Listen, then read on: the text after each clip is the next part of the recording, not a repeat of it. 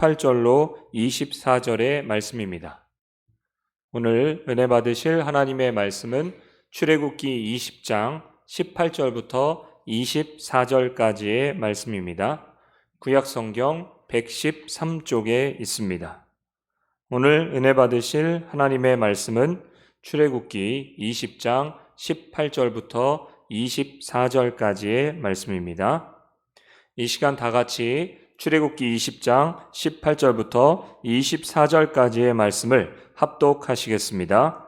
뭇 백성이 우레와 번개와 나팔 소리와 산의 연기를 본지라 그들이 볼 때에 떨며 멀리 서서 모세에게 이르되 당신이 우리에게 말씀하소서 우리가 들으리이다. 하나님이 우리에게 말씀하시지 말게 하소서 우리가 죽을까 하나이다. 모세가 백성에게 이르되 두려워하지 말라. 하나님이 임하심은 너희를 시험하고 너희로 경계하여 범죄하지 않게 하려 하심이니라. 백성은 멀리 서 있고 모세는 하나님이 계신 흑암으로 가까이 가니라. 여호와께서 모세에게 이르시되 너는 이스라엘 자손에게 이같이 이르라. 내가 하늘로부터 너희에게 말하는 것을 너희 스스로 보았으니 너희는 나를 비겨서 은으로나 금으로나 너희를 위하여 신상을 만들지 말고 내게 토단을 쌓고 그 위에 내 양과 소로 내 번제와 화목제를 드리라. 내가 내 이름을 기념하게 하는 모든 곳에서 내게 임하여 복을 주리라. 아멘. 이 시간 최하용 담임 목사님께서 하나님이 계신 흑암으로 가까이 가니라 라는 말씀의 제목으로 하나님의 말씀 선포해 주시겠습니다. 할렐루야. 주의 은혜가 예배하는 또 영상으로 예배하는 모든 성도님들에게 가득하고 넘치기를 간절히 축원을 드립니다. 상상할 수 없는 2020년도에 이런 코로나19로 인한 영향력이 우리에게는 힘들고 어려운 상황 가운데 놓일지 몰라도 하나님의 바람 믿음으로 반드시 이겨나가고 또한 2020년도를 뒤돌아봤을 때 또 다른 하나님의 섭리와 간증으로 가득 차 넘쳐나게 될 줄로 믿습니다. 2020년도를 가만히 9월달인데 돌아보면 2월달부터 시작하여 코로나19의 어려움, 또한 장마, 가장 최장의 장마, 또한 최고의 태풍들이 계속 올라오고 지금도 올라오고 있는 것을 보게 되는 것이죠. 엎친 데 덮친 격이라고 힘들고 어려운 상황이 계속 있지만 이 또한 분명히 지나가게 될 것입니다. 봄이 지나고 여름이 오고 또 여름이 가고 가을이 오고 가을이 가고 겨울이 오듯이 또한 결국 지나가게 됩니다. 더운 여름도 또한 긴 장마도 때가 되니까 다 지나가지 않았습니까? 이 또한 코로나19도 때가 되면 하나님의 때가 되면 싹 지나가고 다시 예전의 모습 더 큰 은혜의 모습으로 우리가 돌아와 예배하게 될 줄로 믿습니다. 비록 이 텅 빈 성전이지만 그러나 우리의 마음은 우리의 영은 텅 비어 있지 않고 오늘도 이 비대면으로 예배하면서 서로가 하나가 되고 서로를 위로하고 하나님의 말씀으로 충만한 역사가 우리 모든 성도님들 가운데 임할 줄로 믿습니다. 그러니 오늘도 말씀을 통해 위로받으시고 성도님끼리 서로 기도로 위로받는 우리 성도님들이 될 줄로 믿습니다. 잠시 기도하고 말씀을 나누겠습니다. 아버지 하나님 감사합니다. 모든 것이 하나님의 은혜입니다. 모든 것이 하나님의 역사입니다. 모든 것이 하나님의 손 안에 있습니다. 그 믿음 안에서 위로받게 하여 주옵소서. 힘들고 어렵지만 그러나 하나님의 바람으로 믿음으로 말미암아 용기를 얻길 원하며 지혜를 얻기 원합니다. 그 지혜와 용기가 오늘 예배를 통하여 우리에게 임하게 하여 주시고 그 믿음으로 이번 한 주도 승리하게 하여 주시고 그 믿음이 이 나라 이 민족에 모든 이종자들에게 모든 방역 당국과 의료진들에게 우리 성도님들에게 이곳에서 예배하는 모든 분들에게 영상으로 예배하는 모든 분들에게 임하게 하여 주시옵소서. 하나님의 말씀의 위로와 힘과 치료가 오늘 예배 가운데 임하게 될 줄로 믿사오며 예수님의 이름으로 기도드립니다. 아멘. 오늘 하나님 말씀 출애굽기 20장 18절에서 24절의 말씀으로 하나님이 계신 흑암으로 가까이 가니라 라는 제목으로 말씀의 은혜를 나누고자 합니다. 오늘 함께 읽으신 본문 말씀은 출애굽기 20장 18절과 24절의 말씀입니다. 그러나 오늘 말씀을 제대로 알기 위해서는 깨닫기 위해서는 최소한 오늘 본문 앞절에 출애굽기 20장 1절에서 17절까지의 말씀은 우리가 알고 있어야 되는 겁니다. 그 말씀은 묵상해야 되는 거예요. 출애굽기 20장 1절과 10절의 말씀은 복잡한 말씀이 아닙니다. 우리가 너무나도 잘 아는 말씀이고 출애굽기에서 중요한 말씀 가운데 한 말씀이죠. 바로 하나님께서 모세를 통하여 하나님의 산 시내산에서 이스라엘 백성들을 위한 십계명을 주신 두 돌판을 주신 말씀이 됩니다. 하나님의 십계명을 주셨어요. 물론 지금은 돌판이 아니지만 십계명을 하나님께서는 주시게 됩니다. 지난 주일 예배 때 말씀드린 것처럼 신앙의 기초가 무엇입니까? 신앙의 기초는 바로 말씀입니까? 물론 당연하죠. 신앙의 기초가 예수님입니까? 당연히 예수님이죠. 신앙의 기초가 죄사함입니까? 당연히 그렇습니다. 신앙의 기초가 십자가의 문을 통과하는 것입니까? 당연히 그렇습니다. 그러나 진짜 기초는 바로 하나님은 전능하시다. 하나님은 모든 것을 하신다. 하나님의 주권 안에서 하나님이 허락하셔야 모든 것이 이루어진다. 즉 하나님의 섭리 안에 우리가 있고 하나님의 역사 안에 우리가 있다라는 하나님 중심의 신앙이 기초입니다. 왜입니까? 하나님은 창조주 하나님이기 때문에 그렇죠. 창세기 1장 1절에 태초에 하나님이 천지를 창조하시니라. 이 말씀이 시작입니다. 이 말씀이 또한 끝이죠. 이 말씀을 바탕으로 우리의 신앙을 하나하나 쌓아 올라가야 되는 겁니다. 이 만유의 주 하나님께서는 즉흥적으로 모든 것을 하시지 않습니다. 이 코로나19도 하나님께서 갑자기 우리에게 이것을 주셨을까요? 그렇지가 않습니다. 하나님의 때와 하나님의 섭리 안에 이루어진 것이라는 사실을 우리가 아멘해야 됩니다. 비록 힘들고 어렵지만 분명한 하나님의 섭리와 하나님의 뜻입니다. 질병도 마찬가지입니다. 어려움도 마찬가지입니다. 다 결국 하나님의 은혜 안에 있습니다. 모든 것은 하나님의 은혜 안에 있습니다. 왜? 하나님은 천지를 창조하신 창조주 하나님이기 때문에 그렇습니다. 오늘 본문도 마찬가지. 하나님 이스라엘 백성들에게 십계명을 그냥 주셨습니까? 갑자기 주셨나요? 재미삼아 주셨습니까? 아닙니다. 하나님의 계획 가운데, 하나님의 뜻 가운데, 하나님의 역사 가운데, 하나님의 그 각본과 하나님의 시나리오대로 하나님께서 이루시는 하나의 과정인 것이죠. 오늘 본문 오기까지 이스라엘 백성들의 모습을 우리가 알아야 됩니다. 어떻게 하나님이 이스라엘 백성 인도하셨는가? 모든 것이 하나님의 주권 안에서 이루어졌죠. 이스라엘 백성들을 출애굽하였습니다. 그 출애굽한 것이 10가지의 재앙 때문에 출애굽한 것이 아니죠. 하나님의 은혜로 그들이 출애굽을 했습니다. 그들의 자격과 공로가 있어서 잘한 것이 있어서 똑똑해서 선한 것이 있어서 출애굽한 것이 아니라 처음부터 끝까지 하나님의 은혜로 어린 양의 보혈로 피로 말미암아 결국에는 출애굽하게 됐습니다. 그리고 여러 가지 우여곡절이 있었으나 출애굽의 처음 목적은 달성했습니다. 그럼 그 출애굽의 처음 목적이 무엇입니까? 그 달성한 것이 무엇일까요? 오늘 본문입니다. 이렇게 얘기하면 아니에요. 출애굽의 목적은 가나안 땅, 젖과 꿀이는 가나안 땅으로 가는 것이 출애굽의 목적입니다. 물론 맞습니다. 그러나 성경을 잘 봐야죠. 성경을 잘 보면 하나님께서 이스라엘 백성들에게 출애굽의 목적을 분명히 모세를 통하여 말씀하셨습니다. 자, 그럼 그것이 무엇이냐? 출애굽기 3장 8절인데요. 제가 읽어드릴게요. 내가 내려가서 그들을 애굽인의 손에서 건져내고 그들을 그 땅에서 인도하여 아름답고 광대한 땅, 젖과 꿀이 흐르는 땅, 곧 가나안 족속, 헷 족속, 아모리 족속, 브리스 족속, 히위 족속, 여부스 족속의 지방에 데려가려 하노라. 그렇습니다. 분명히 하나님께서는 젖과 꿀이 흐르는 땅으로 이스라엘 백성들을 인도하는 것이 출애굽의 목적입니다. 그러나 이 목적은 이스라엘 백성들만 알고 있는 목적이죠. 하나님이 택한 이스라엘 백성들에게 모세를 통하여 주신 목적입니다. 궁극적인 목적, 결론적인 목적, 그 결론은 합력하여 선을 이루는 하나님의 목적입니다. 반면 불신자, 하나님을 알지 못하는 불신자 애굽 사람들에게, 특별히 바로에게 주셨던, 바로에게 가르쳤던, 바로에게 알렸던 출애굽의 목적은 무엇입니까? 이겁니까? 아니에요. 성경은 그렇게 말씀하고 있지 않습니다. 출애굽기 3장 18절을 읽어드릴게요. 그들이 내 말을 들으리니 너는 그들의 장로들과 함께 애굽 왕에게 이르기를, 바로죠. 히브리 사람의 하나님 여호와께서 우리에게 임하셨은즉, 하나님이 히브리 하나님이 우리에게 임하셨은즉 우리가 우리 하나님 여호와께 제사를 드리려 하오니 사흘 길쯤 광야로 가도록 허락하소서. 목적이 뭡니까? 우리 하나님 여호와께 제사를 드리려 우리를 보내라는 거예요. 사흘기쯤 광야로 가겠다는 거예요. 자, 이 말이 사흘기쯤 광야로 가서 예배드리고 돌아오겠다는 의미가 아닙니다. 사흘기쯤 딱 3일 걸어가서 거기서 예배하겠다는 의미가 아니에요. 관용적인 표현입니다. 사흘기쯤 광야로 간다는 얘기는 우리는 이곳을 떠날 터이니, 떠나겠다는 뭡니까? 하나님을 예배하기 위하여, 제사하기 위하여 우리는 떠날 터이니 우리를 보내라는 거예요. 이스라엘 백성들에게는 분명히 적과 꿀이르는 저 가나안 땅으로 가라고 명령했고 그것이 목적이지만 바로에게 불신자들에게 주어진 목적은 예배하는 것이 목적임을 분명히 밝히고 있는 것을 우리가 알게 됩니다. 한 번이 아니에요.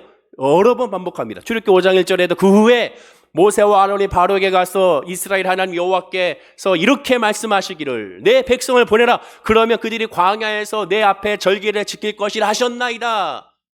내 백성을 보내라. 왜 보내라? 하나님이 광야에서 제일기 예배를 드리게 하길 원하신다. 목적을 분명히 말합니다. 반복합니다. 출애굽기 7장 16절에도 보내라. 그러면 그들이 광야에서 나를 섬길 것이니라. 말을 듣지 않자 재앙이 일어나자 그때마다 말씀하는 겁니다. 8장 1절에 내 백성을 보내라. 그들이 나를 섬길 것이니라.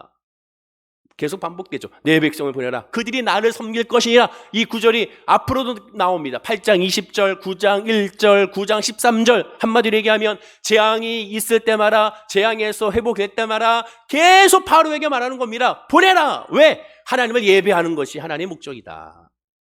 출애굽의 목적은 예배입니다. 하나님을 예배하는 거예요.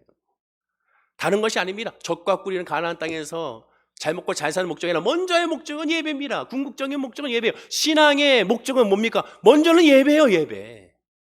예배가 그래서 소중하고 중요한 겁니다. 따라서 출애굽의 첫 목적은 여호와 하나님을 섬기는 것입니다.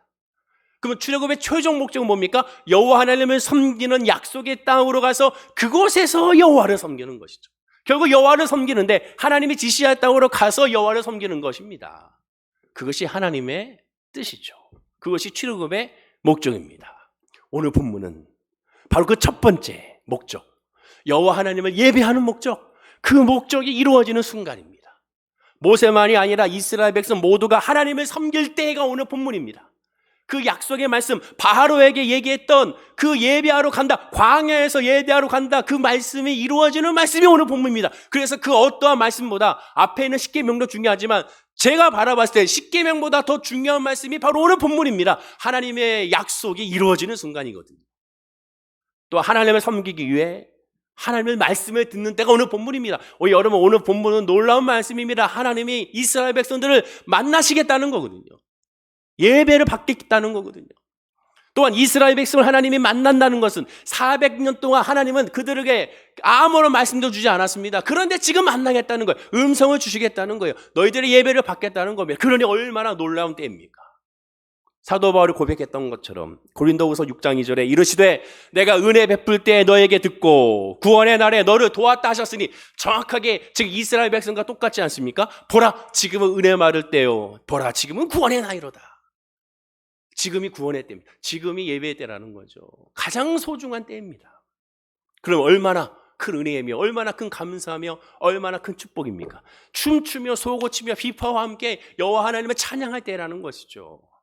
더군다나 하나님은 이스라엘 백성들에게 모세를 통하여 또 말씀하십니다. 출애굽기 3장 12절에 보면 모세가 하나님께 내가 이스라엘 백성들을 만나러 40년 만에 돌아갈 텐데 내 말을 듣지 않으면 어떡합니까? 내가 하나님의 부름으로 말미암아 하나님의 대언자로서 왔다는 사실을 그들이 믿지 않으면 어떡합니까? 저 바로에게 가서 내가 말할 때 그가 믿지 않으면 어떡합니까? 그 증거를 내게 보이십시오 라고 얘기할 때 하나님이 모세에게 주신 말씀입니다. 읽어드리면 하나님이 이르시되 내가 반드시 너와 함께 있으리라.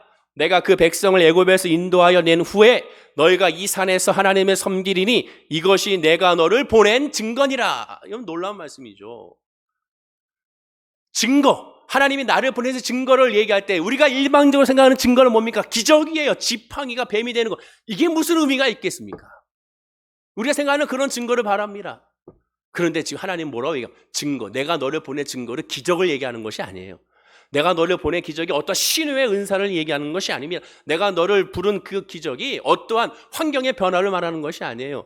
이것이 내가 너를 보낸 증거이라 뭡니까? 그 앞에 나오죠. 애굽에서 인도해낸 후에 너희가 이 산에서 하나님을 섬기리니 이것이 내가 너를 보낸 증거이라. 즉 한마디로 얘기하면 예배가 하나님을 섬기는 예배가 광야에서 드리는 이 예배가 증거라는 거예요. 증거라는 거예요.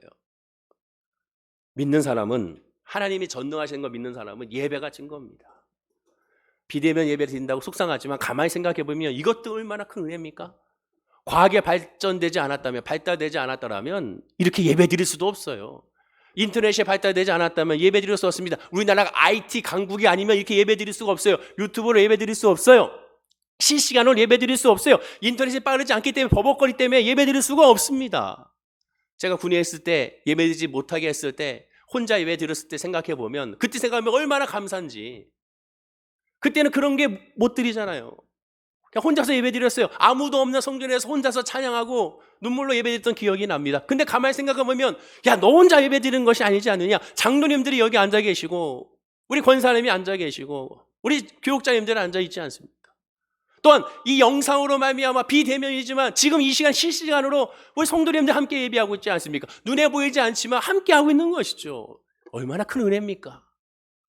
가만히 생각해보면 20년, 30년 전에 이런 일이 있었으면 정말로 상상하기 힘든 그런 모습이었을 것입니다. 그러나 지금 가만히 보면 우리는 예배를 드릴 수가 있습니다. 하나님께서 주신 과학의 기술로 그 은혜로 우리가 예배 드릴 수가 있습니다.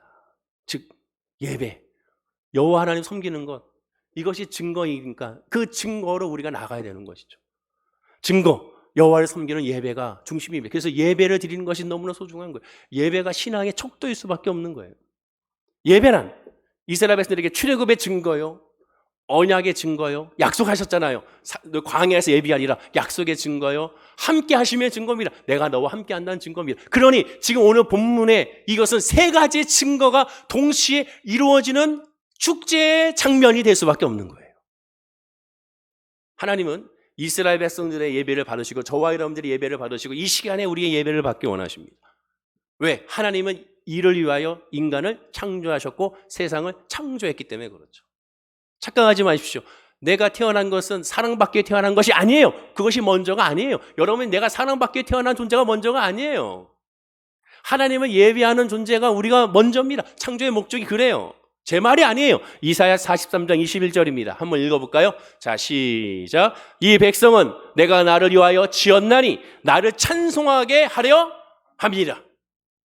우리가 이 땅에 태어난 거 하나님을 찬양하기 위하여, 하나님을 예배하기 위하여 태어난 거예요.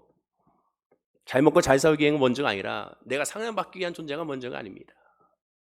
제가 그랬잖아요. 심리학은 네 잘못이 아니야를 얘기합니다. 신학은 네 잘못이야를 얘기합니다.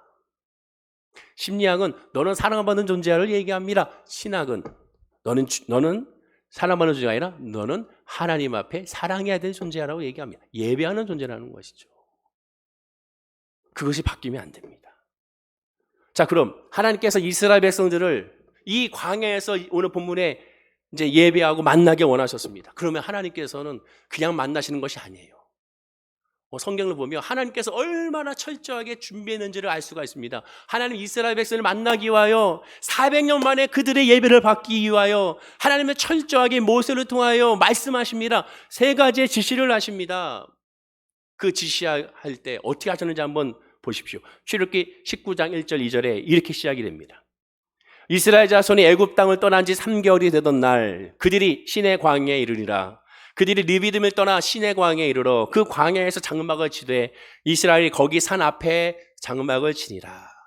애굽을 떠난 지 3개월이 되던 날 그들이 시내 광야에 들어서게 되고 그리고 그곳에 장막을 쳤습니다. 그 장막을 친 곳이 어디입니까? 이스라엘의 산, 하나님이 지시한 산, 시내산에서 장막을 치게 했습니다. 장막을 다 친 후에 하나님은 모세를 부릅니다. 그리고 모세가 여호와의 산에 올라가서 하나님을 만납니다.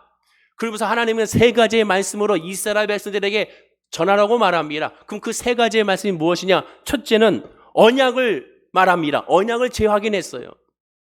출애굽기 19장 5절과 6절에 세 개가 다 내게 속하였나니 너희가 내 말을 잘 듣고 내 언약을 지키면 너희는 모든 민족 중에서 내 소유가 되겠고 너희가 내게 대하여 제사장 나라가 되며 거룩한 백성이 되리라. 너는 이 말을 이스라엘에게 전하지니라.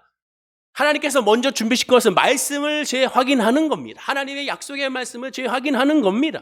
하나님을 만나는 사람은 먼저 말씀을 재확인해야 되는 거예요. 그 말씀이 뭡니까? 똑같아요, 늘. 아브라함의 언약이 결국에는 오늘 본문의 언약이고 모세를 향한 언약이고 이 언약이 결국 다윗의 언약이며 그 언약이 예수의 십자가의 언약입니다. 결국 하나님을 믿으며 하나님께 책임져 주겠다는 거예요. 하나님만 바라보라는 겁니다. 믿음으로 나가라는 것이죠. 우리도 마찬가지예요. 우리도 하나님을 만나기 위해서는 약속의 말씀을 붙들고 나가야 되는 거예요. 말씀. 말씀. 하나님의 약속의 말씀을 확인해야 되는 거예요. 그 말씀이 없으면 안 됩니다. 자, 그 말에 이스라엘 백성들은 응답합니다.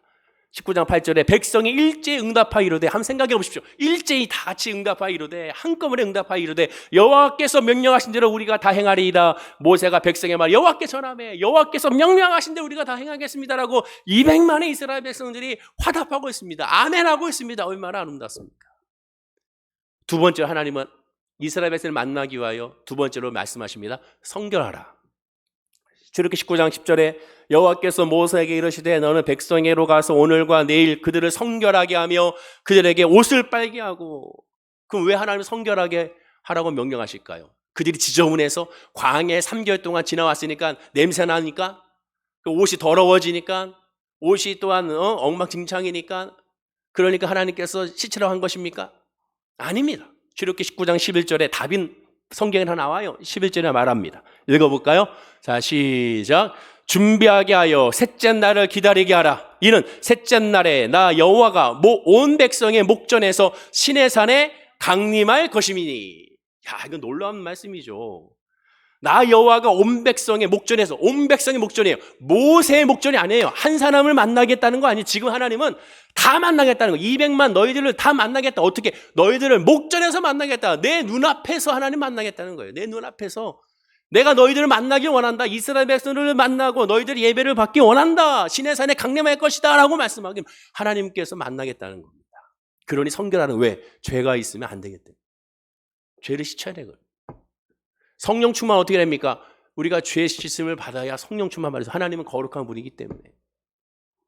역시 이에 대하여 이스라엘 백성들이 역시 아멘합니다. 응답합니다. 14절에 보면 모세가 산에서 내려와 백성에 이르되 백성을 성결하게 하니 그들이 자기 옷을 빨더라. 그들이 남의 옷을 빤 것이 아니에요. 여러분 주목하십시오. 자기 옷을 빨았어요. 성결은 내가 하는 거죠. 남이 해주는 것이 아닙니다. 회개는 내가 하는 것이 남이 해주는 것이 아니에요.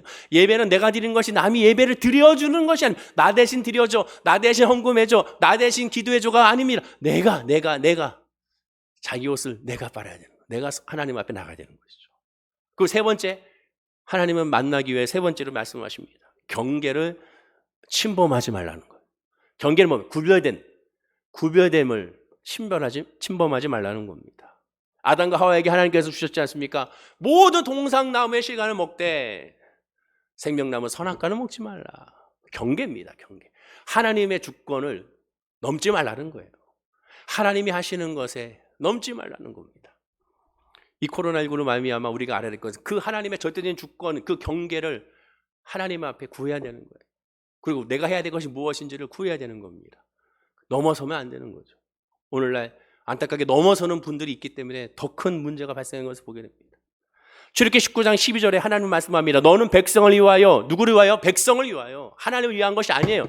경계는 하나님을 위한 것이 아닙니다. 절제는 하나님을 위한 것이 아니에요. 나를 위한 겁니다. 백성을 위하여 주의 경계를 정하고 이르기를 너희는 삼가 산에 오르거나 그 경계를 침범하지 말지니 산을 침범하는 자는 반드시 죽임을 당할 것이다. 하나님을 넘어서 하나님보다 앞서가는 경우, 그 경계를 넘어서는 경우 결국 죽음, 그것이 교만이거든요. 이것을 반복합니다. 24절에도 여호와께서 그에게 이르시되 가라 너는 내려가서 아론과 함께 올라오고 제사장들과 백성에게는 경계를 넘어 나 여호와에게로 올라오게 하지 말지니라. 하나님 앞에 교만하면 안 됩니다. 선을 걷고 하나님 앞에 그 경외, 두려운 마음으로 하나님 앞에 예배하는 것이 필요하죠. 그런 말 있잖아요. 친한 사람일수록 뭘 갖춰라? 예의를 갖춰라. 경계가 있는 거예요. 경계. 이처럼 하나님은 세 번의 말씀을 주신 후에 어떻게 합니까? 십계명을 주십니다. 그리고 나서 이 모세가 내려가게 되죠. 그리고 오늘 본문 장면으로 이어지게 됩니다. 하나님이 임재했습니다. 하나님이 이스라엘 백성들을 이제 십계명까지 주고 말씀을 주고 이제 만나기를 원하십니다. 성경은 그것을 어떻게 표현합니까? 오늘 본문에 보면 산에는 연기가 자욱하고 우레, 즉 청둥과 번개가 치고 나팔 소리가 크게 울려 퍼졌다라고 말합니다. 한번 상상해 보십시오. 지금 이러한 모습들이, 이러한 청둥과 번개가 치면서 저 하나님의 산에서 구름이 가득하고 그리고 하나님의 나팔 소리가 울려 퍼진다고 생각해 보십시오. 그럼 어떻게 됩니까? 하나님의 약속이 이루어졌으니, 하나님 우리를 성결케 하셨으니, 이제는 하나님은 모세만 만나주셨는데 나도 만나주셨으니, 우리 모두를 하나님은 만나주시고 나도 예배하게 하셨으니 얼마나 기쁘고 얼마나 즐거웠습니까? 그러나 오늘 본문을 보면 이스라엘 백성들의 반응을 보십시오. 기가 막히죠. 본문 18절입니다. 한번 읽어볼까요? 자, 시작. 무 백성이 우레와 번개와 나팔 소리와 산의 연기를 본지라 그들이 볼 때 떨며 멀리 서서. 하나님의 모든 것을 갖춰주셨어요. 이제 만날 준비를 하나님이 다 해주셨어요. 그리고 이스라엘 백성이 아멘 화답했어요. 그들도 다 준비했어요. 이제 하나님을 만나서 예배하면 돼요. 그런데 결정적으로 하나님이 나와주셨고 이스라엘 백성들이 하나님 앞에 나아갔습니다. 이제 예배하고 하나님의 말씀을 들으면서 축제장을 벌이면 되는데 이스라엘 백성들이 그들이 볼 때 떨며 멀리 섰다고 말합니다. 가지 아니하고 하나님을 만나지 아니고 머뭇거리고 있어요. 예수 믿는다 하면서도 우리 머뭇거릴 때가 있습니다. 언제? 결정적인 순간에 나의 인간적인 지혜와 인간적인 경험이 앞서고 인간적인 지식이 앞서서 이건 안 될 거야 라는 생각이 탁 튀어나오는 거죠. 즉 이스라엘 백성을 보십시오. 그들이 볼 때 항상 이건 볼 때, 내가 볼 때, 내가 생각하기에 떨며 멀리 서서 떨고 두려워하고 있습니다. 그럼 왜 두려워하고 있을까요? 그 이유도 그들이 두려워한 이유도 오늘 본문에 나옵니다. 19절 말씀 읽어볼까요? 자, 시작. 모세에게 이르되 당신이 우리에게 말씀하소서 우리가 들으리이다. 하나님이 우리에게 말씀하시지 말게 하소서 우리가 죽을까 하나이다. 우리가 죽을까 하나이다. 그 앞에 뭐라고 합니까? 모세에게 이르되 당신이 우리에게 말씀하소서 우리가 들으리이다. 하나님이 우리에게 말씀하지 말게 하소서. 기가 막히죠. 지금 하나님은요 모세만 만나고자 하는 것이 아니에요. 이스라엘 백성들 다 만나기 원하세요. 그것이 하나님의 모습입니다. 왜? 우리 모두를 하나님은 다 사랑하시기 때문에 그렇습니다. 한 사람만 사랑하는 것이 아니에요. 모든 사람들을 사랑하십니다. 하나님이 이 세상을 사랑하사 다 사랑하셔서 독생자를 주셨지 않습니까? 하나님은 한 사람만 편애하시는 분이 아니에요. 모세만 특별히 사랑하거나 다윗을 특별히 사랑하거나 엘리사 선지자를 특별히 사랑하는 것이 아닙니다. 다 사랑해요. 다 만나기 원하세요. 문제는 뭐냐? 나죠. 요는 납니다. 내가 하나님을 거부하고 있는 거예요. 내가 하나님의 음성을 듣기 싫다는 거예요. 죽을 것 같으니까. 왜 그렇습니까? 성결하지 못한 거예요. 하나님이 성결하라고 했습니다. 이 유대인들에게 있어서는 하나님을 만나면 죽음이라고 생각했습니다. 왜? 하나님은 거룩한 분이니까. 그 죽음의 의미가 뭡니까? 단순하게 하나님을 만나서 아니에요. 죄가 해결되지 않을 때 죽음이 이루어지게 되는 거예요. 그럼 이스라엘 백성들이 두려워하는 이유가 뭡니까? 그 죄가 해결되지 않았기 때문에 두려운 거예요. 예수 그리스도를 믿는 데를 불구하고 당신은 지금 죽으면 천국 갑니까? 하나님의 품에 있습니까? 라고 아멘 했는데 왜 아멘 하지 못합니까? 이단들이 왜 그것을 공격합니까? 내가 아무리 회개한다 내 마음 가운데 양심이 찔리기 때문에 그래요. 그러나 예수 그리스도의 이름으로 말미암아 모든 죄가 청산이 됐거든요. 과거, 현재, 미래 그 이름에 힘입어 십자가 보혈로 말미암아 우리는 뻔뻔하게 예수 그리스도의 이름으로 담대히 나아가게 되는 거예요. 그것이 은혜고 그래서 능력입니다. 오늘 본문의 이스라엘 백성들은 보십시오. 죄가 있으니까 죽을 것 같다고 얘기하는 건 뭐냐? 여전히 회개치 않은 거예요. 성결하게 한 것이 아니에요. 그냥 옷만 빨았지 그 의미를 생각하지 아니하고 그냥 습관적으로 남들이 하니까 한 겁니다. 남들이 하니까 예배드리고 남들이 하니까 기도하고 남들이 하니까 봉사하고 은혜 안에서 하는 것이 아니라 하다 보니까 결정적인 순간에 떠나고 하나님 앞에 나가지 못하게 되는 겁니다. 그리고 동시에 그들이 두려웠다는 것은 내가 죄인이라는 사실을 인정하고 있는 거예요. 만약에 이 죄가 청산됐으면 왜 두려워합니까? 왜 두려워해요? 두려워할 이유가 없거든요. 이스라엘 백성들을 두려워하는 이스라엘 백성들에게 하나님은 모세를 통하여 말씀하십니다. 본문 19절입니다. 한번 읽어보겠습니다. 시작. 모세에게 이르되 당신이 우리에게 말씀하소서 우리가 들으리이다. 하나님 우리에게 말씀하지 말게 하소서 우리가 죽을까 하나이다. 이 말에 그들은 하나님의 말에서 너무나도 하나님은 안타까운 것을 보게 됩니다. 우리가 하나님의 말씀을 직접 듣기를 부담스러우니 모세를 통하여 세우겠다. 이것을 교묘하게 이용하는 목사들이 있어요. 근데 그게 아니거든요. 오늘 그것을 논외로 하고 오늘 복음은 뭡니까? 복음은 하나님 앞에서 죽는 거예요. 죽으면 죽으리이다. 예수와 함께 죽고 예수와 함께 살아나는 것이 복음이거든요. 당연히 죽어야 되는 겁니다. 순교란 세상 앞에서의 죽음이 순교가 아닙니다. 육신적인 죽음이 순교가 아니에요. 진정한 순교란 먼저 하나님 앞에서의 죽음이고 하나님 앞에서 죽었기 때문에 육신적인 죽음에 대해서 자유하게 되는 거예요. 스데반 집사와 같이, 또한 다니엘의 세 친구 사드락과 메삭과 아벳느고와 같이 하나님 앞에서 죽은 자이기 때문에 세상적인 죽음에 대해서는 그냥 초월하는 것이죠. 예수 그리스도의 십자가의 죽으심으로 하나님과 우리는 모든 경계가 다 사라지고 그 은혜로 말미암아 하나님께 담대히 나아가게 됐습니다. 자, 보십시오. 마태복음 27장 50에서 51절입니다. 역시 한번 읽어보겠습니다. 시작. 예수께서 다시 크게 소리 지르시고 영원히 떠나시니라. 이에 성소 휘장이 위로부터 아래까지 찢어져 둘이 되고 땅이 진동하며 바위가 터지고, 예수님 십자가 죽으심으로 말미암아 이에 성소 휘장이 위에서 아래로부터 찢어져 둘이 되었습니다. 위에서부터 아래로 쫙, 하나님이 찢었다는 상징적인 표현이죠. 위에서부터 아래로 찢어졌습니다. 왜 찢어졌습니까? 경계를 허물어 버리셨어요. 사진과 같이 성소와 지성소에 하나씩 두 개의 휘장이 있는데 그 휘장이 다 위에서 아래로 쫙 갈라져 찢어지는 겁니다. 누구든 담대하게 주님께 하나님께 나아갈 수가 있는 거예요. 오늘 본문이 그런 장면이에요. 이스라엘 백성들에게 하나님은 다 나올 수 있도록 하나님은 이미 그렇게 역사하신 겁니다. 하나님이 임재하신 거예요. 만나기를 원하신 거죠. 히브리서 7장 25절에 말씀합니다. 그러므로 자기를 힘입어 하나님께 나아가는 자들을 온전히 구원하실 수 있으니, 자기를 힘입어, 예수를 힘입어 나가는 거죠. 이스라엘 백성 오늘 본문도 마찬가지입니다. 하나님의 말씀에 힘입어 이제 하나님을 만날 수 있는 거예요. 하나님을 만날 수 있는, 하나님이 허락하셨거든요. 그러면 떨며 두려워할 필요가 없는 겁니다. 히브리서 10장 22절에도 우리가 마음의 뿌림을 받아 악한 양심부터 벗어나고 몸은 맑은 물로 씻음을 받았으니 참 마음과 온전한 믿음으로 하나님께 나아가자. 성결했으니 나아가라는 거야. 성결했으니 나갈 수가 있다는 거예요. 이스라엘 백성 성결하게 했잖아요. 하나님이 지시했잖아요. 성결하게 옷을 빨고 영적으로 하나님께 나아갈 수 있는 그런 은혜가 있으니 이제는 맑은 물로 씻음을 받았으니 나가면 되는 겁니다. 그런데 둘면 떨고 가지 않고 있는 거예요. 본문 18절에 뭇백성이, 모든 백성이, 그것도 우레와 번개와 나팔 소리와 산의 연기를 보고 그들이 볼 때 떨며 멀리 서 있는 모습, 답답하죠. 그런데 그들이 두려워할 수밖에 없는 결정적인 이유가 오늘 본문 이 19절에 나옵니다. 자, 보십시오. 우레와 번개와 산의 연기는 자연현상이에요. 그죠? 자연현상. 웬만한 어른들 어릴 때는 천둥 소리 들으면 무섭고 번개는 무섭긴 하지만 이제는 뭐 그런 게 하면 그렇게 무섭지가 않습니다. 물론 그로 말미암아 사고가 생기지 않을까라는 염려는 있지만 두려워 떨고 아유 무서워 그러지는 않죠. 그런데 자연 현상이 아닌 소리가 있습니다. 오늘 본문을 보십시오. 18절에 하나님의 임재의 표현을 나팔 소리가 있습니다. 나팔 소리.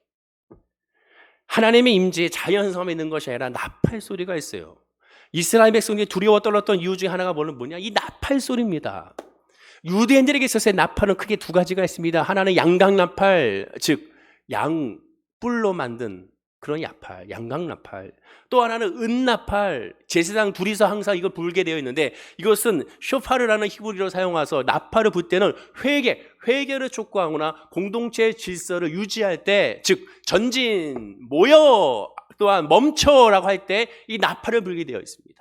자세한 것은 민수기 10장에 나팔의 용도가 나와요. 어떻게 부르냐에 따라서 길게 부르느냐, 짧게 스카토로 짧게 끊어서 부르느냐, 아니면은 그것을 멈춰서 부르느냐에 따라서 그 의미가 다 달라집니다. 민수기 10장에 그 의미가 다 나와 있어요. 근데 이 나팔은 어떤 의미가 있느냐? 하나님의 임재, 동시에 하나님의 또한 심판의 의미도 있습니다. 우리가 잘 아는 말씀 데살로니가전서 4장 16절에 이런 말씀이 있습니다. 다 함께 읽어볼까요? 자, 시작. 주께서 호령과 천사장의 소리와 하나님의 나팔 소리로 친히 하늘로부터 강림하시니니 그리스도 안에서 죽은 자들이 먼저 일어나고. 나팔 소리는 심판의 의미도 있습니다. 우리가 찬송가 부르잖아요. 나팔 불 때 나의 이름, 나팔 불 때 나의 이름이라고 부르지 않습니까? 나팔 소리 듣는다는 것은 야, 넌 죽어, 그 의미입니다. 난 죽는구나. 동시에 심판이 있구나. 생각해 보십시오. 천둥 소리, 그 다음에 번개 치는 소리, 동시에 나팔 소리가 들립니다. 나팔 소리 200만이나 되는 사람들에게 나팔 소리가 들렸다고 생각해 보십시오. 그 소리가 어마어마했을 것이고, 아마도 성경에 나와 있지 않지만 유대인들은 다른 소리보다 이 나팔 소리에 더 귀 기울였지 않을까 생각이 듭니다. 그 소리에 그들은 떨고 있는 거예요. 그 떠는 이스라엘 백성들에게 모세는 하나님 말씀으로 위로합니다. 자, 본문 20절입니다. 읽어볼까요? 자, 시작. 모세가 백성에게 이르되 두려워하지 말라. 하나님이 임하심은 너희를 시험하고 너희를 경외하여 범죄하지 않게 하려 하심이니라. 정확하게 이스라엘 백성이 두려워 떠는 것이 죄를 청산하지 않았다는 그 의미가 정확히 여기도 나옵니다. 하나님이 임하시면 너희를 시험하고 너희를 경외하여 범죄하지 않게 하려 함이라. 궁극적인 목적은 뭡니까? 죄짓지 않게 하려고, 하나님 앞에 죄짓지 않게 하려고 하나님이 임재한다는 거예요. 그 얘기는 뭐냐? 성령 받지 않으면, 하나님을 만나지 않으면 우리는 늘 범죄할 수밖에 없다는 겁니다. 하나님이 임재해야, 내가 죽고 그리스도와 함께 살아나야, 하나님의 말씀으로 말미암아 일어나야 우리는 온전히 하나님을 예배하고 하나님을 찬양하고 하나님을 섬길 수가 있다는 거예요.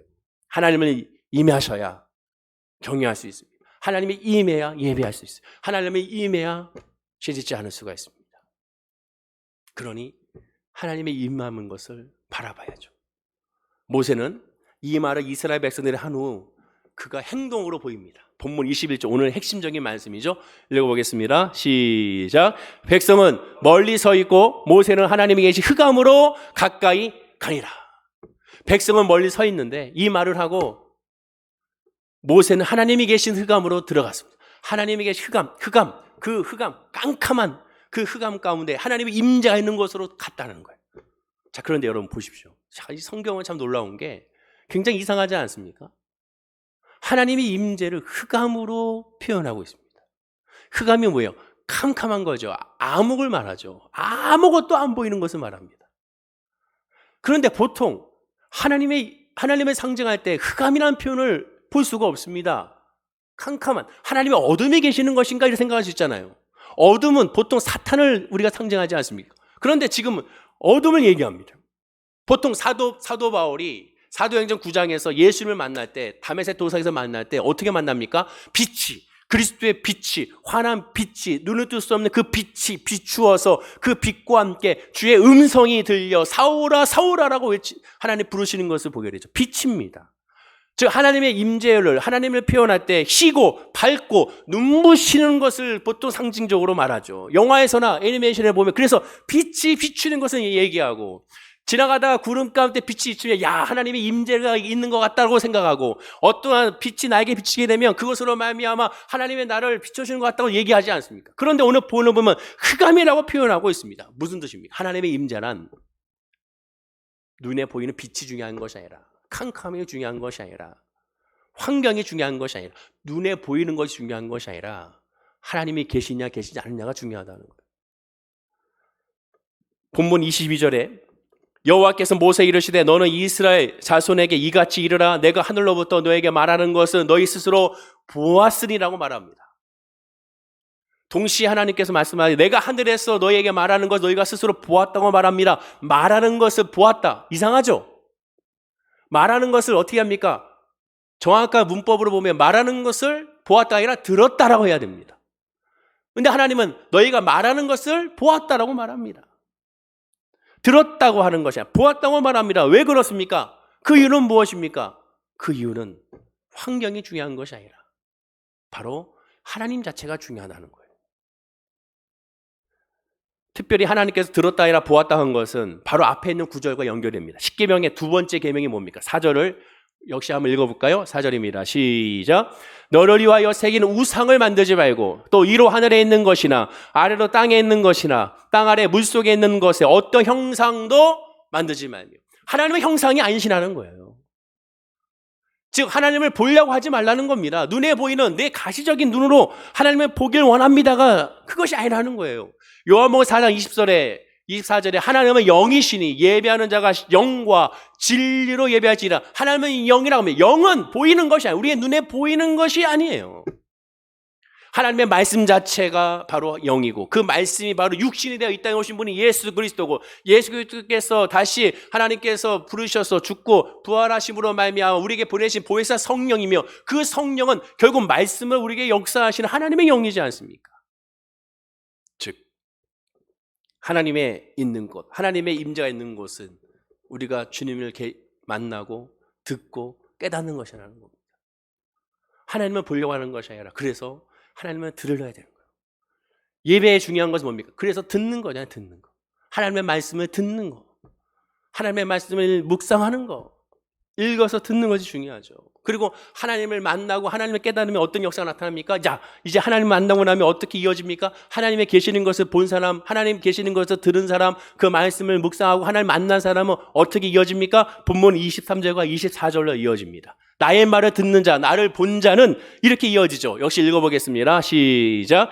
너희는 나를 비교서 은으로나 금으로나 너희를 위하여 신상을 만들지 말고 내게 토단을 쌓고 그 위에 내 양과 소와 내 번제와 화목제를 드리라. 내가 내 이름을 기념하게 하는 모든 곳에서 내게 임하여 복을 주리라. 하나님을 만난 사람의 특징은 뭡니까? 결국 번제와 화목제로 예배하는 거예요. 예배.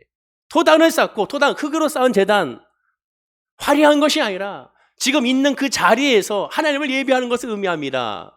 하나님을 예배하는 거예요. 결국 예배밖에 없는 거죠. 내가 정말 성령에 충만한가? 내가 하나님을 만나는가? 그러면은 내가 하나님을 예배하는가? 그래서 거창하게 예배한다는 것이 막 예배 시간에 지켜가지고 하는 것이 아니라, 물론 그것도 중요하지만 진짜는 범사의 여호와 하나님을 인정하는가? 환경을 바라보고 흔들리는 것이 아니라 그러니 하나님을 바라보는가?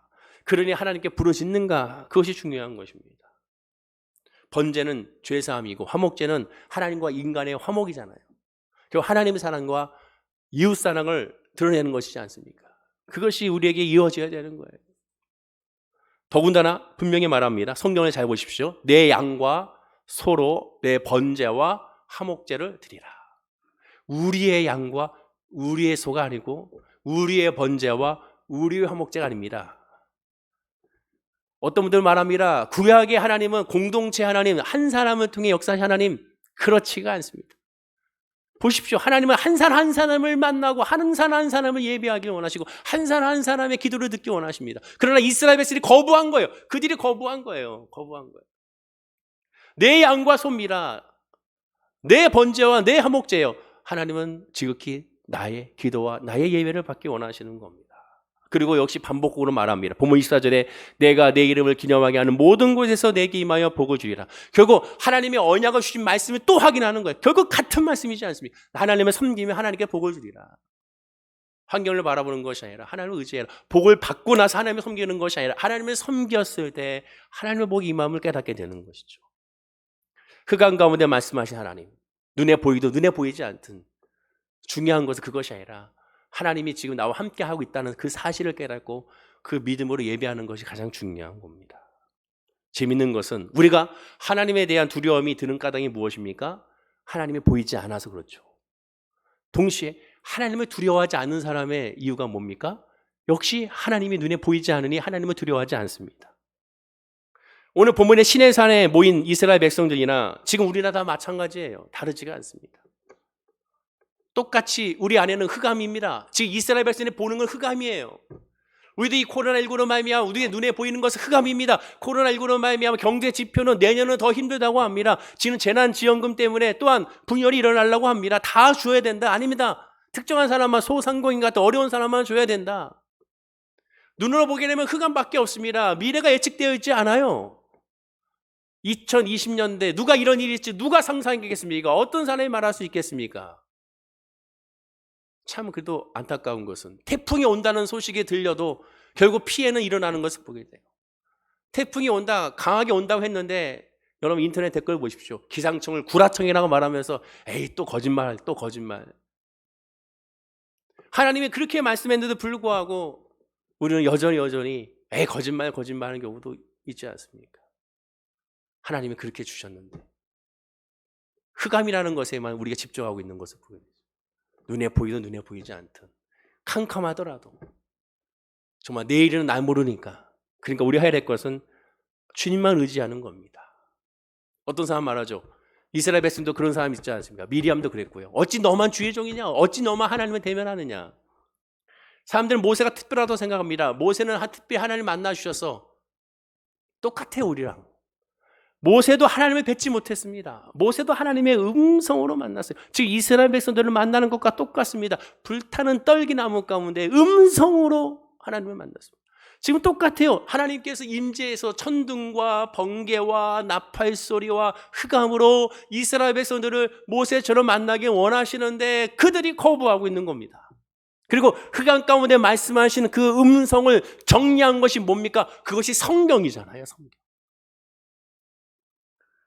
아무것도 알지 못하지만 하나님의 음성인 그 성경, 흑암이니까 그 성경, 하나님 말씀으로 나가야 돼요. 성경은 흑암으로 보일 수밖에 없어요. 어렵죠?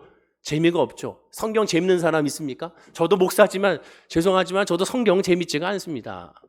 성경 묵상하다가 하나님 주신 은혜로 깨닫게 되고 그 은혜로 말미암아 놀라운 것이지 솔직히 재미있어서 성경 보는 것이 아니라 하나님의 말씀에 놀라움과 은혜가 내게 임함으로 말미암아 박수를 치게 되고 아멘하게 되는 것이죠. 재미가 있는 것은 아닙니다. 어렵습니다. 그러나 우리는 읽어야 됩니다. 왜? 응답은 여기에 있기 때문에 그렇습니다. 흑암 속에 계신다는 실질적인 의미가 바로 여기 있는 거예요. 언제나 함께 하신다는 것이죠. 자, 다시 마지막으로 본문 21절 읽어볼까요? 자, 시작. 백성은 멀리 서 있고 모세는 하나님에게 흑암으로 가까이 가니라. 한번 점검해 보십시오. 코로나19라는 이 흑암에 그냥 멀리 서 있고 있질 않은지. 모세는 그 흑암으로 가까이 갔습니다. 백성들은 멀리 서 있어요. 화용이는 멀리 서 있지 않습니까? 아무개는 멀리 서 있고 있지 않습니까? 하나님이 계시는 곳이 있는데, 하나님이 원하시는 것이 있는데. 그런데 모세는 어떻게 했습니까? 하나님이 계신 흑암으로 가까이 갔습니다. 하나님이 계시는 흑암입니다. 이것을 주목. 하나님이 계시는 흑암. 흑암이기 때문에 안 가는 것이 아니라, 흑암이기 때문에 가는 것이 아니라 하나님이 계시기 때문에 가는 거예요. 하나님이 계시기 때문에, 하나님이기 때문에 믿음으로 구하고 간구하는 겁니다. 하나님이기 때문에 우리에게 좋은 거 주시는 것을 믿기 때문에 하나님을 예배하고 하나님을 찬양하고 하나님 그 자체가 좋은 것이죠. 결과가 좋은 것이 아니라 하나님이 좋으십니까? 하나님은 우리에게 은혜 하나님이니까, 우리의 사랑이 하나님이니까, 우리의 주니까, 그러니 하나님을 예배하는 것이죠. 그 기준을 우리가 알아야 되는 겁니다. 그러나 이스라엘 백성들은 머물러 있었어요. 그러면 그 이후에 어떻게 했어요? 여전히 머물고 있습니다. 언제까지? 지금도 머물고 있습니다. 지금도. 우리는 어떠한지 한번 살펴봐야 됩니다. 백성은 멀리 서 있고 모세는 하나님의 계신 흑암으로 가까이 가니라. 지난 한 주간 이 한 구절이 머릿속에서 떠나지가 않습니다. 새벽에도 여기서 기도할 때도 계속 이 말에서 떠나지 않아요. 백성은 멀리 서 있고 하나님의 계신 흑암으로 모세는 갔더라. 나도 들어가야 되는데. 그러나 들어가지 못하고 있는 우리의 모습이 아닌가. 사랑하는 성도님들, 이 코로나19로 말미암아 힘들지만, 흑암이지만 그러니 더 주님을 의지해야 됩니다. 주님밖에 없습니다. 코로나19를 해결할 건 백신이 아닙니다. 주님밖에 없습니다. 하나님이 하셔야 되는 거예요. 하나님이 역사하셔야 되는 거예요. 하나님이 인도하셔야 돼요. 그리고 이를 통해 하나님의 뜻을 깨달아 겸손히 주님만 바라보고 주님 앞에 엎드려야 되는 겁니다. 어렵고 힘들어도 하나님이 계시기에 승리할 수가 있는 겁니다. 그리고 그 믿음으로 위로받고 그 믿음으로 간증하는 날이 반드시 오게 될 줄로 믿습니다. 멀리 이제 서 있지 마시고 주님께 오십시오. 비대면 예배로 영상으로 얘기 못 드리니까 영상 난 못 드리겠어, 난 재미없어, 난 모르겠어.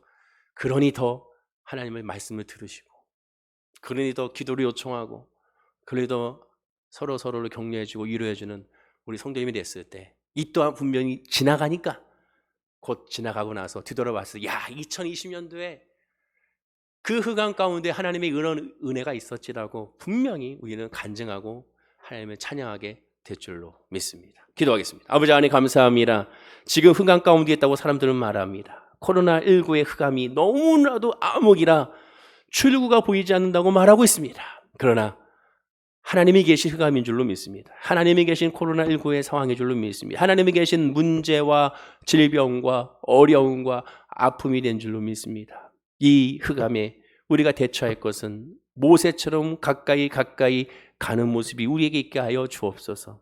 그러니 하나님을 예배하고, 그러니 하나님을 의지하고, 그러니 하나님을 바라보고, 그러니 하나님을 선포하는 우리의 신앙이 되게 하여 주옵소서. 이스라엘 백성은 멀리 여전히 서 있고 두려워 떠는 것이 아니라, 그러니 하나님을 바라보고 믿음으로 나아감으로 말미암아 알 수 없는 그 은혜 안에 우리가 간증하고 선포하고 위로받는 우리 성도님들의 믿음이 되게 하여 주시옵소서. 주님께서 그 믿음과 은혜를 부어줄 줄로 믿사오며 예수님의 이름으로 기도드립니다. 아멘. 우리 말씀